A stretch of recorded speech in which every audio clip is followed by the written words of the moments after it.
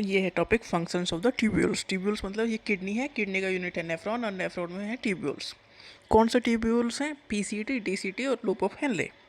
तो पीसीटी की क्या है? Proximal convoluted tubules. ये कहाँ है?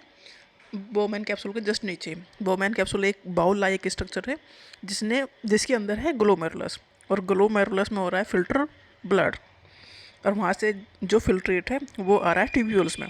तो बोमैन कैप्सूल भी ट्यूब्यूल का पार्ट है, उसके नीचे पीसीटी, प्रोक्सिमल कॉन्वोल्यूटेड ट्यूब्यूल्स। तो ग्लोमेरुलस से जो फिल्टर हुआ है वो पीसीटी में आया है। PCT is lined by the simple cuboidal brush border epithelium. ये टिश्यू है। पीसीटी किससे बना है? इस लाइन है simple cuboidal brush border epithelium tissue की, जिससे होगा क्या? Which increase the surface area for reabsorption. देखो जितना फिल्टर हुआ है, मतलब जो फिल्ट्रेट है किडनी ने जो फिल्टर किया है उसका 99% रीअब्जॉर्ब करना है।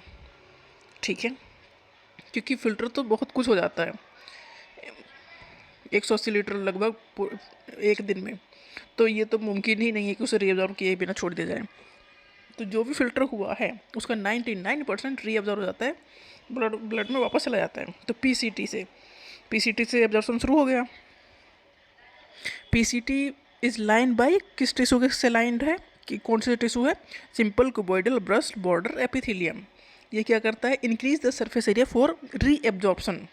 रीएब्जॉर्प्शन होना ना, क्योंकि फिल्टर हुआ ब्लड, यहाँ से फिर वापस ले जाना है। वापस जो बहुत सारी चीज़ें काम की चली गई हैं तो वो वापस लेनी है। Nearly all of the essential nutrient and 70 to 80% of electrolytes and water are reabsorb by the PCT. PCT इससे इतनी चीज़ें पहुँचती हैं ब्लड में वापस।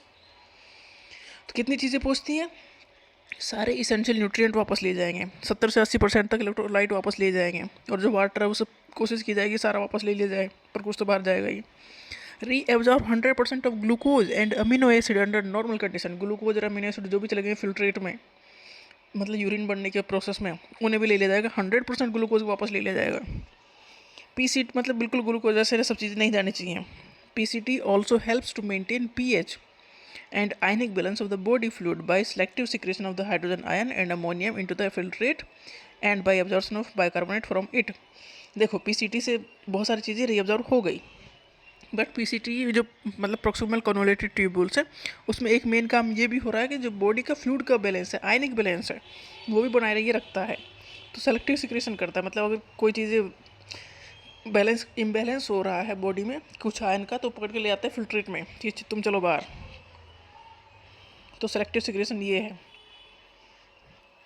लूप ऑफ हेनले या हेनले लूप। अब पीसीटी के नीचे है लूप ऑफ हेनले। जो नीचे गिरी है जो लिम्प, उसे कहेंगे डिसेंडिंग, जो ऊपर जाएगी असेंडिंग, मतलब हेयर पिन की तरह है ये। तो descending limb of loop of Henle is permeable to water, इससे वाटर बाहर निकलेगा, but almost impermeable to electrolyte.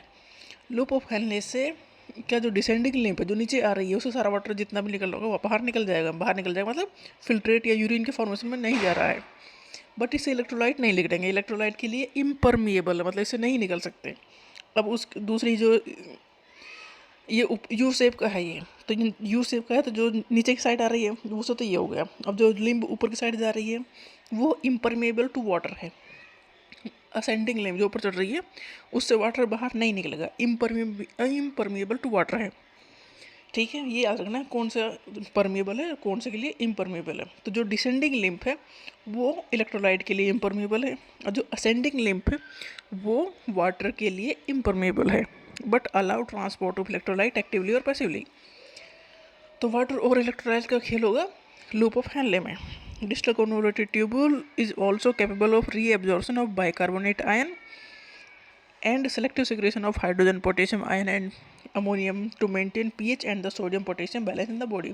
देखो जो मैक्सिमम एब्जॉर्प्शन है वो पीसीटी में हो जाता है, तो फिर लूप ऑफ हेनले में वाटर और इलेक्ट्रोलाइट का बैलेंस बन जाता है, मतलब जो एक्सेस है वो बाहर निकाल दिया जाता है, बॉडी में ले लिया जाता है। और डीसीटी में होता क्या है? डीसीटी कैपेबल है reabsorption of bicarbonate ion and selective secretion of hydrogen, मतलब जो बॉडी में आयन का बैलेंस बनाने के लिए कुछ आयन को अगर बाहर निकालना पड़े तो वहाँ पर ये डीसीटी में मिला दिए जाते हैं और बाहर कर दिए जाते हैं, जिससे बॉडी का पीएच मेंटेन रहे एंड सोडियम पोटेशियम बैलेंस भी मेंटेन रहे ब्लड में। इसके बाद आती है बारी कलेक्टिंग डक्ट की। तो कलेक्टिंग डक्ट जो है ये इस large amount of water could be reabsorb from the region of to produce a concentrated urine. देखो कलेक्टिंग डक्ट तक जाते जाते भी जो यूरिन बना है वहाँ भी एक काम की चीज़ जा रही है, वो है वाटर। तो वहाँ से वाटर भी वापस लिया जा सकता है। जितना वाटर वापस खींच लिया जाएगा बॉडी में उतना ही यूरिन कंसनट्रेटेड होता चला जाएगा। It also play a role in the maintenance of pH and ionic balance of the blood by the selective secretion of hydrogen ion, potassium ion। मतलब कलेक्टिंग डक्ट में भी और ऐसा लग रहा है कि जो इलेक्ट्रोलाइट है उसका बैलेंस सही नहीं बन रहा है, तो कुछ चीज़ों को अगर बाहर निकालना है तो भी कलेक्टिंग डक्ट में वो जाके सिक्रेट कर दी जाती है। तो मेनली जो रीअब्जॉर्प्शन का प्रोसेस है वो पीसीटी में होता है। फिर आगे तो आयनिक बैलेंस और वाटर बैलेंस चलता रहता है।